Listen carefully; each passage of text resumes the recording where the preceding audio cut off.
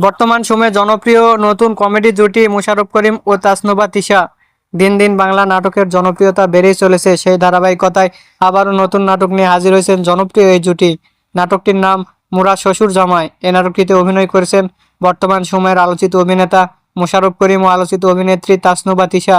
এই নাটকটি রচনা ও পরিচালনা করেন রুলেন রহমান। নাটকটি খুব শীঘ্রই স্কাই ড্রামার ইউটিউব চ্যানেলে প্রকাশিত হবে।